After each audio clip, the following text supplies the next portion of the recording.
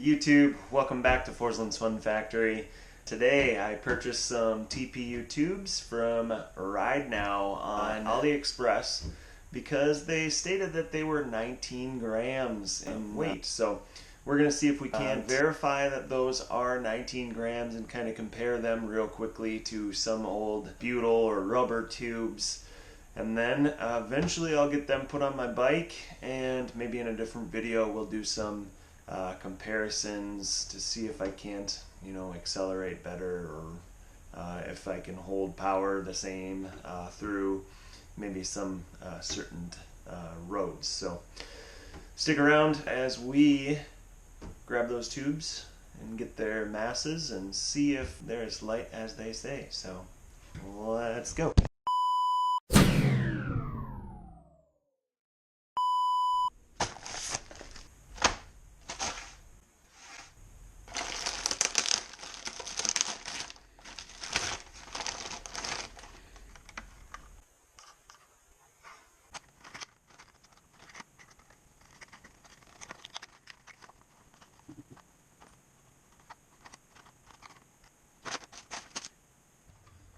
So we have our RideNow tubes. They kind of come in some pretty nice packaging. They, they have this clear case, so to speak. This looks like a little patch kit. Yep, where they come with. This must be some sort of cleaning wipe, and then little patches in here too for when you get holes. So that's kind of cool to have. I thought that all of them didn't come with, but we'll see if when we get a little further here. They have a little paper band, a little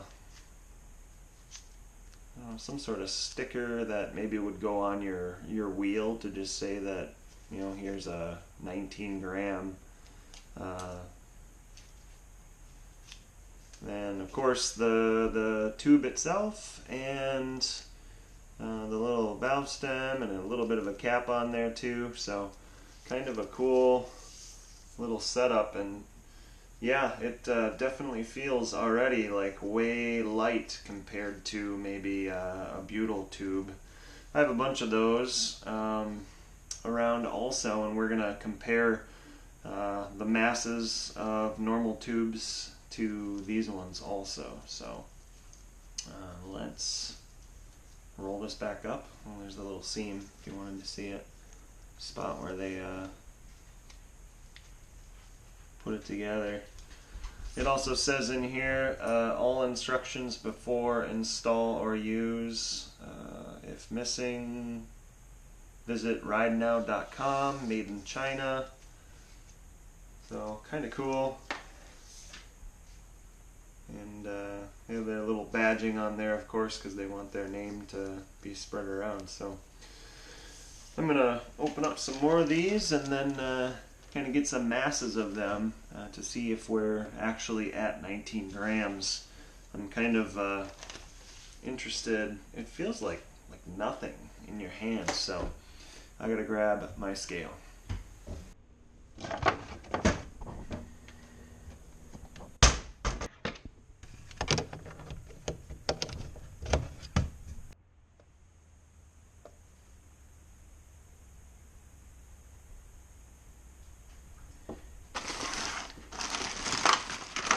So we have our scale set up. We have our other tubes kind of laid out. It's kind of worrisome that they got all smushed, but I guess I hope it's just the packaging and nothing happened to the tubes themselves. We only have 6. I was thinking that I ordered 8, so I'll have to double check on that. But we're gonna get the mass of all of these and kind of compare and make sure that we're actually at about 19. I bought these because they were the lightest that you could purchase. I think on the side here it says 19 on the packaging, 45, 65. Oh, that's valve length. But they also have like 34 gram ones, I'm pretty sure I saw, and probably another setting higher. So I got these just to see if they were worthwhile. So we're going to keep track of the masses of all of these tubes and see if we're actually pretty close to where they say they are stated at, which would be kind of cool. So let's get the mass of this first one. Unrolling it was a bad choice. Kind of hard to get it to lay on the scale here if you unroll them, but alright. I might have to use this like paper sleeve. How much mass does that paper sleeve have? 0.2. So we'll just subtract 0.2 from whatever we get here.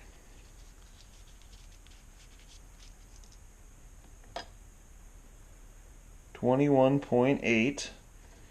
Now I guess there's a deal where anybody that's riding and is pretty serious doesn't run these caps. I always keep mine on there just in case, you know, mud gets built up, but let's see if that makes much difference. 21.4 minus the 0.2 of the sleeve, so we're at 21.2. And the cap being 0.3, 0.4, 0.3, 0.3.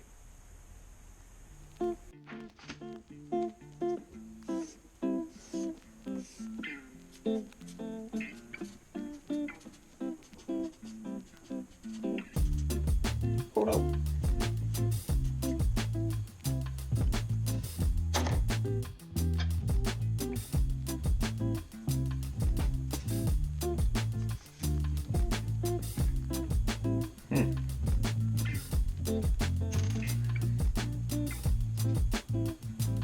Alright, 21.2.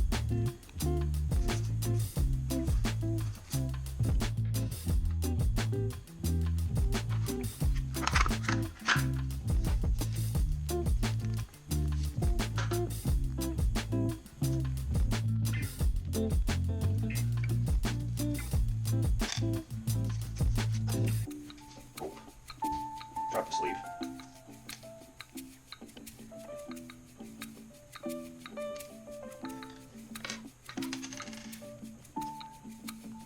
$21.3.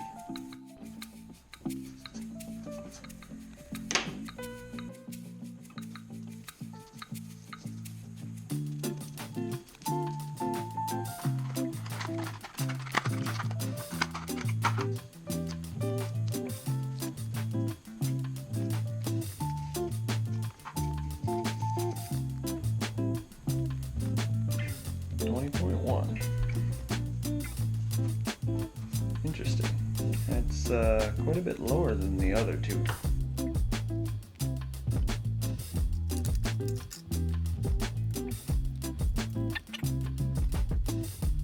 $19.5. Now we're getting warmer.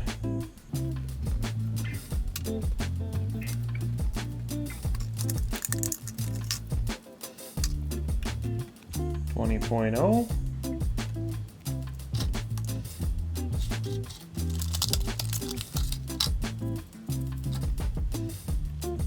$21.2.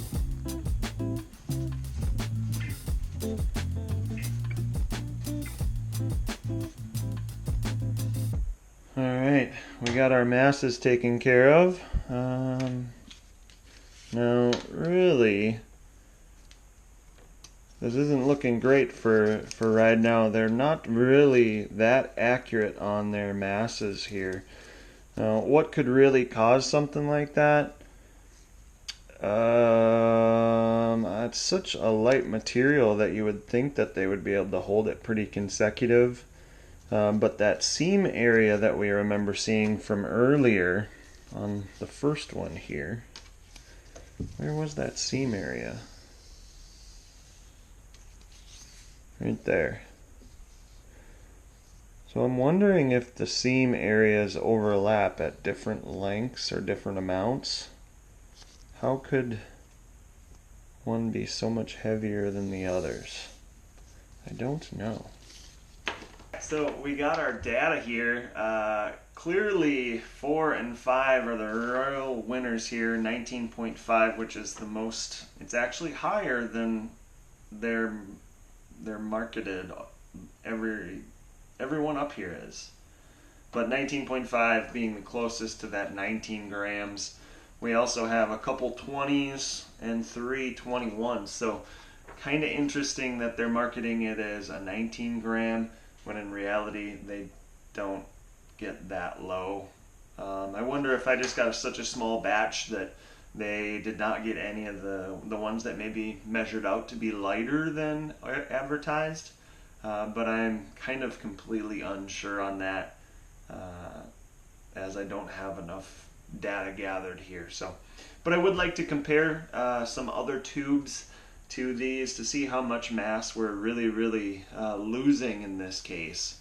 Rotational weight is a good thing to lose, so that's why most people buy carbon wheels and all that whatnot when they're riding. So I don't have a set of carbon wheels. The best ones that I have are aluminum shrouded with carbon, so kind of nice, but not as nice as a lot of the ones. So I'm gonna grab actually a bag full of tubes that I have sitting around and try to find ones that have this stem length of 65 or right around there, so we can kind of compare the same there.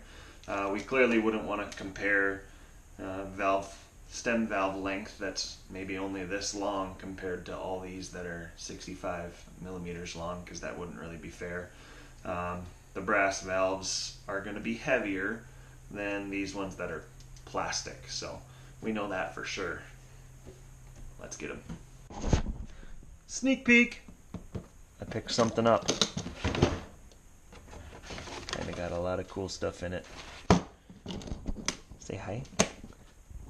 Bye-bye. Good boy. And there's our tubes. Let's go dig. So we have our bag of tubes here. As you can see, there's a bunch. I don't want to compare like any 26er or 29er or mountain bike tubes. We're going to go look for just strictly road tubes. And then also, again, with the valve length being about 65 roughly. So take a peek. Look at them all. We got one here. Clearly this one's going to be way longer. So that's a little bit out of my comfort zone. We're out on that one. What do we got here? This one is quite a bit shorter comparing over to the other ones. That's actually probably a 45. So we're going to leave that one go too. Hopefully I have a couple that show up here. Looks like maybe another. Oh, there we go. We got one that's at least in the zone. So good to go there. We'll stack them up over here. We got another, but we're not going to be using any of these for extra mass. Little washers. There's one there. Looking way too short. Looking way too short also. I might only have two for a baseline. That one's way too short also. Oh no. Here we go. I know I have one of these in the back of my bike right now. This is a Pirelli tube. It's got kind of like, it seems like a plastic sleeve on it, and I'm pretty sure that's right in our neck of the woods for length, so we'll go with that one. And then the rest of these I think are kind of mountain bike tubes or fat bike tubes, so we at least have 3 to go off of. Let's get some masses of those. Kind of real quickly laid out my little bit of space. I'm going to write down some information. We have our whole old data for the TPU tubes up here, and we're going to compare. So let's get these on the scale. Again, we're not trying to weigh anything extra, so let's see if we can't get this to lay in there very well without overdoing it for us. This is the first one. It's a Pirelli tube. We're seeing 92.7. And I'm going to re-rubber band that fast just so it doesn't unroll. Kind of nice to have these stored in a orderly fashion when you do get them stored. So Again, I have one of these tubes matched to this one in the back of my bike right now, I think. So kind of nice. The next one here, we have 2 more Kendas. I looked at them. These ones were already unrolled, not stored very well, so we're going to try to roll them up here and see if we can't, again, get them onto the scale here.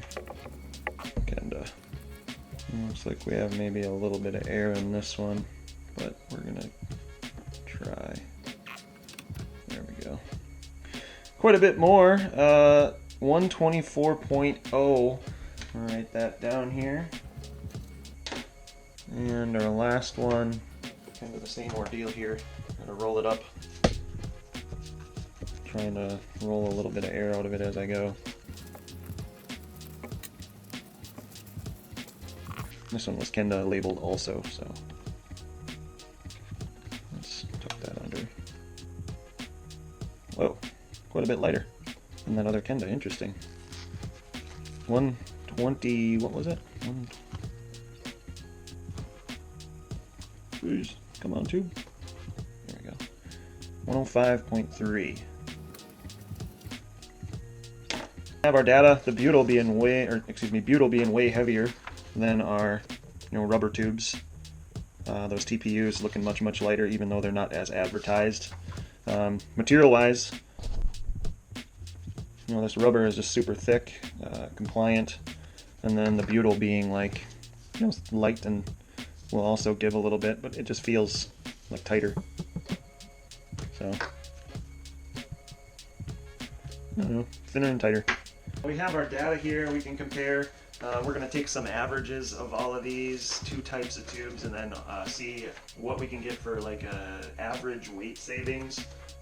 I've seen really good information about puncture protection on this TPU, but I've also seen that you can't run them without rim liners because they'll dip into the spoke holes kind of type deal. So I imagine you do have to be more careful with them, but after you get them in there and set up, that they're as strong as a normal tube. So I will be reviewing all that information after I get them in a couple of my bikes and ride them for a little while, and hope to do some more science type review of how I actually feel on the bike compared to these old rubber tubes. So, but I'm gonna crunch some numbers real quickly here, so come on in.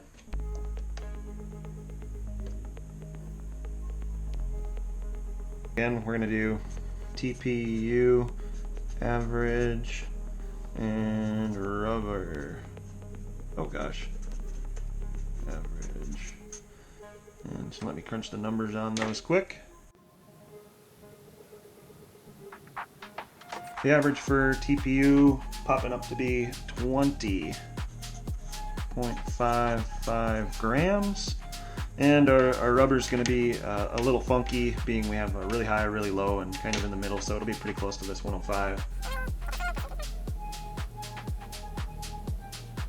So pretty close, showing up at 107.3 grams. Repeating, but it doesn't really matter. So we take that, we subtract our 20.55, and on each wheel, you're saving 86.8 grams roughly per wheel. And that's again times 2 for your front and your back wheel as long as you're riding a bicycle. Looking at this data, we got all our masses of our TPUs and our rubber tubes. We crunch those numbers and you're saving roughly that 87 grams per tube. Depending on if you're of course using lighter, more expensive tubes like a Pirelli one compared to a Kenda. But it's pretty cool to see how much these have improved over the years too. I think these were offered years ago and I've seen people use them and they get a flat and they keep having to throw new ones in. So I'm anxious to see if these actually hold up pretty well. I have a couple friends that use them and they say, you always have to have a spare or 2 on you, but when they're 20 grams per, it's not that big of a deal. So I'm gonna spend a little time editing this video, getting that put out.